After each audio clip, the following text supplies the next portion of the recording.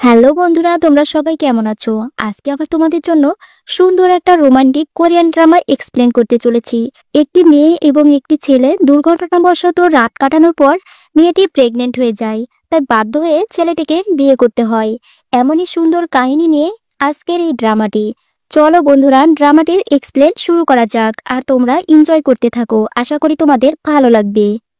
ড্রামাটির প্রথম সিনে আমরা দেখতে পাই এই ড্রামার ফিমেল লিড শিনজিকে।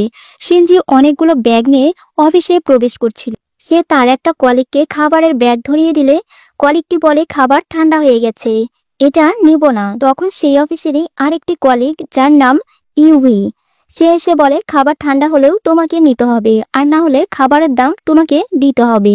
তখন মেয়েটি বাধ্য হয়ে খাবারের দাম দিয়ে দেয় শিনজিকে।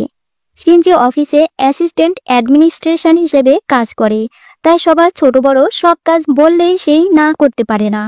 এমন সময় অফিসের সব ওয়ার্কাররা এসে অফিসের মধ্যে একটা ঝামেলা বাঁধিয়ে দেয়।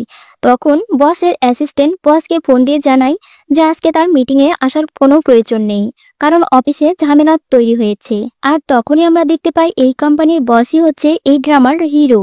ওর নাম ওয়াং। ওয়ান অ্যাসিস্ট্যান্টের কথা না শুনে সে নিচে নেমে আসে। ওয়ার্কারদের স্যালারি কমানো হয়েছে বলে তারা এই ঝামেলা তৈরি করেছে। ওয়াং গ্রুপের সবাইকে আলোচনা করার জন্য লিডারকে 3 মিনিট মতো টাইম দেয়। ওয়াং তাদেরকে বলে, তোমাদের এটা ভাগ্য ভালো যে তোমাদেরকে এখনো কোম্পানি থেকে বের করে দিইনি, কারণ কোম্পানির বেশি অংশ কাজ আমি রোবট দিয়ে করাই। সবাই বসের কথা মেনে নিয়ে চলে গেলেও তাদের গ্রুপের লিডার জানায় এর বদলা আমি নিয়েই ছাড়বো।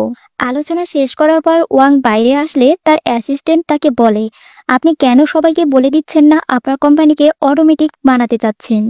তখন ওয়াং বলে, আমি চাই না সবাইকে চাকরিচ্যুত করতে। এরপর আমরা দেখতে পাই একজন বৃদ্ধ মহিলাকে, যিনি হচ্ছেন ওয়াং এর গ্র্যান্ডমা। ওয়াং এর গ্র্যান্ডমা এটাই চাই যাতে ওয়াং খুব দ্রুত বিয়ে করে নেয়। ওয়াং এর গ্র্যান্ডমা তাকে ডেকে বলে ওয়াংকে বিয়ে করার জন্য।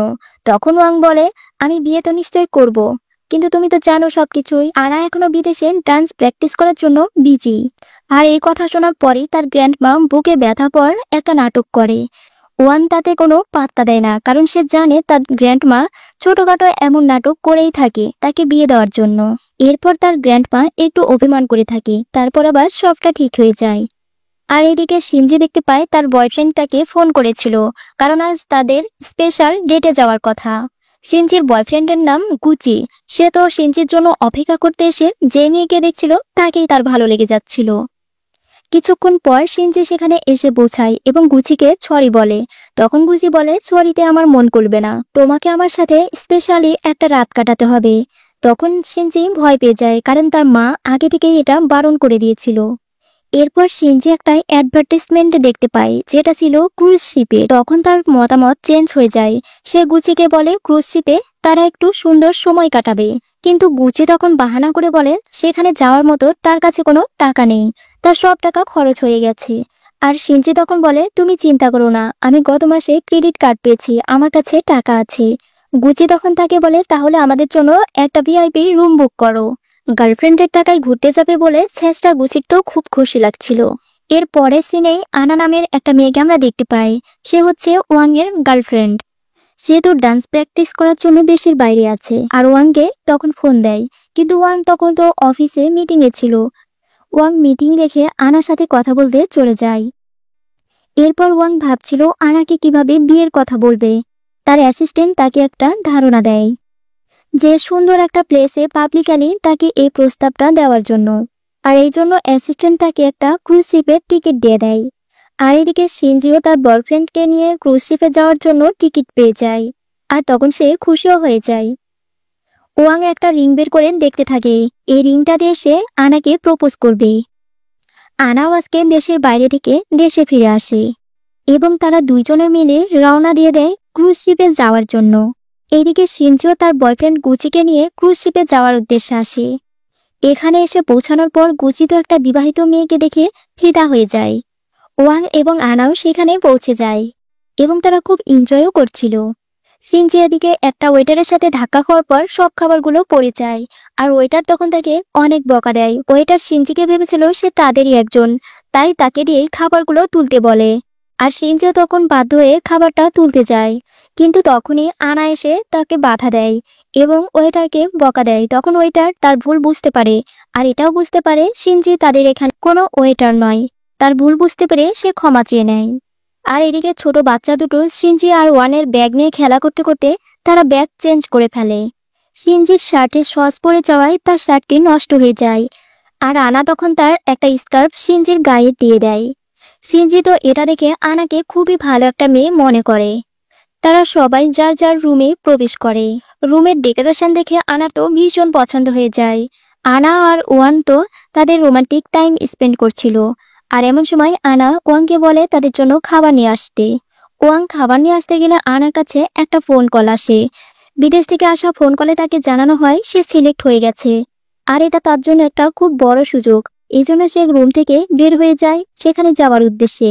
আর ওয়াং তো এখনো জানে না সে খাবার নিতে এসে ক্যাপ্টেনের সাথে কথা বলছিল এখানে সবকিছুর অ্যারেঞ্জমেন্ট করার জন্য। শিনজি শিপের ছাদে এসে সবকিছু ভিডিও করছিল। তার কাছে খুব ভালো লেগেছে জায়গাটা। আর ওয়াং এদিকে প্র্যাকটিস করছিল কিভাবে সে আনাকে প্রপোজ করবে। আর এমন সময় শিনজিও তা দেখে নেয়। এদিকে বাচ্চা দুটো খেলার সময় পানি ছিটকে ওয়ানের গায়ে পড়ে আর তখন তার রিংটা পড়ে যায়। রিংটা গড়তে গড়তে এত দূরে চলে যায় যে তারা দুজন মিলেও রিংটাকে ধরতে পারছিল না। রিংটা এসে একটা নেটের ওপর পড়ে। তারা অনেক চেষ্টা করার পরও নেট পর্যন্ত হাতটা নিয়ে যেতে পারছিল না। অনেক চেষ্টার পর রিংটা একটু স্পর্শ করতে পারলেও ধরতে পারে না। রিংটা তখন আবারও পড়ে যায় সুইমিং পুলের নেটের ওপর। শিনজি রিংটা তুলতে গেলে ওয়াং তার হাত ধরেছিল, কিন্তু দুর্ঘটনাবশত ওয়াং শিনজির হাতটা ছেড়ে দেয় আর শিনজি তখন সুইমিং পুলের মধ্যে পড়ে যায়। আর ওয়ানও তখন সুইমিং পুলের মধ্যে নামে। পুলের মধ্যে পড়ে গিয়ে শিনজির তো নিঃশ্বাস বন্ধ হয়ে যায়। সে অনেক পানি খেয়ে নেয়। ওয়াং তাকে শ্বাস দিতে যাবে আর তার মুখ থেকে সব পানিগুলো বের হয়ে যায়। ওয়াং তখন তাকে বকা দেয়। ওয়াং তাকে এটা ভেবে বকা দেয় যে সে রিংটা ধরতে পারেনি, কিন্তু শিনজি তখন তার রিংটা বের করে দেখায় যে সে রিংটা ধরতে পেরেছে। এরপর শিনজি ওয়ানের রিংটা তার হাতে দিয়ে দেয় এবং তারা যার যার রুমে যায়। তাদের দুজনের রুম পাশাপাশিই ছিল। রুমে আসার পর তারা দুজনাই যখন ড্রেস চেঞ্জ করবে তখন তারা বুঝতে পারে তাদের ব্যাগটা চেঞ্জ হয়ে গেছে।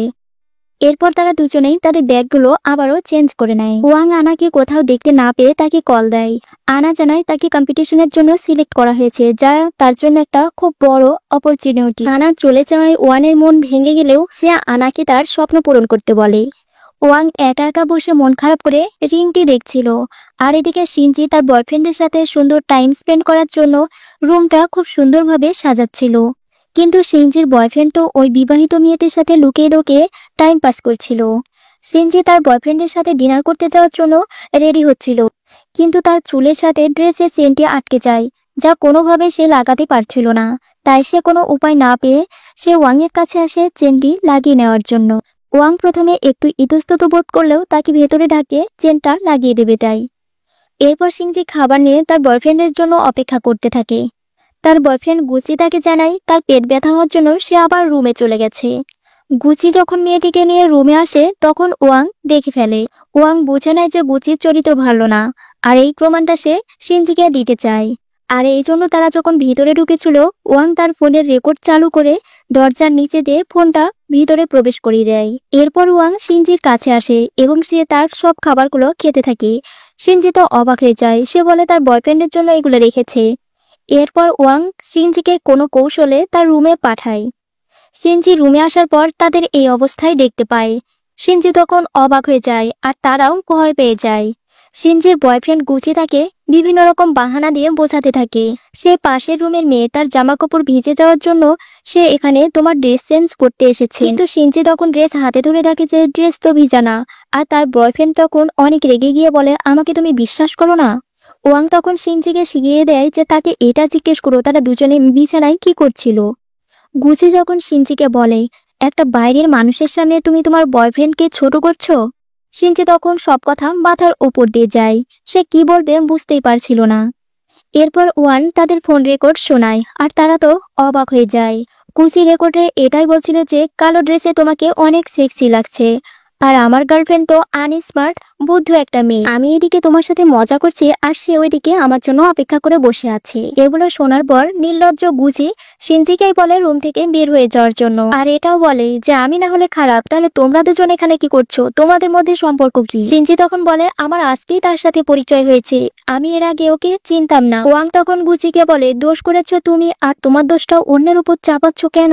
গুচি সিনজিকে আবারও রুম থেকে বের হয়ে যেতে বললে সিনজি তখন বলে এই রুমের বিল আমি পে করেছি, আর তুমি আমাকে বের হয়ে যেতে বলছো? নির্লজ্জ গুচি তখন বলে তুমি তো আমার জন্য এই রুমটা ভাড়া করেছো তাই না, তাহলে তো আমিই থাকবো, তুমিই তো আমাকে এখানে এনেছো, তাহলে টাকা তো তোমাকেই দিতে হবে। আর হ্যাঁ, তোমার যদি থাকার জায়গা না থাকে তবে তুমি এই রুমে থাকতে পারো, তবে তুমি সোফায় ঘুমাতে পারো। সিনজি তার স্যাসরা বয়ফ্রেন্ডের এমন কথা শুনে রুম থেকে নিজেই বের হয়ে যায় এবং এসে কান্নাকাটি করে। সিনজির স্কার্ফটি উড়ে গিয়ে শিপের ছাদের সাথে আটকে যায়, আর সেটাই সে নামাতে যাচ্ছিল, কিন্তু ওয়াং এসে ভেবেছিল সিনজি আত্মহত্যা করতে যাচ্ছে, তাই সে তাকে সেখানে উঠতে বাধা দেয়। তারপর সিনজি বলে যে আমার স্কার্ফটা আটকে গেছিল, সেটা নামাতেই আমি উঠেছি। সিনজি ওয়ানের সাথে তার দুঃখের কথা শেয়ার করছিল। সিনজি বলছিল আমি আনস্মার্ট দেখেই গুজি আমাকে অপছন্দ করেছে, আর এই কথা শুনে ওয়াং সিনজিকে এত সুন্দরভাবে পার্লারে সাজিয়ে দেয় যে তাকে দেখে সে চোখ ফেরাতেই পারছিল না। সিনজি এই ড্রেস পরে একটু আনকমফোর্টেবল ফিল করলেও ওয়াং তাকে বলে এটা আজকের জন্য তাকে পড়তেই হবে। এরপর ওয়াং সিনজিকে গুচির কাছে নিয়ে আসে। গুচি তো সিনজিকে এই অবস্থায় দেখে অবাক হয়ে যায়।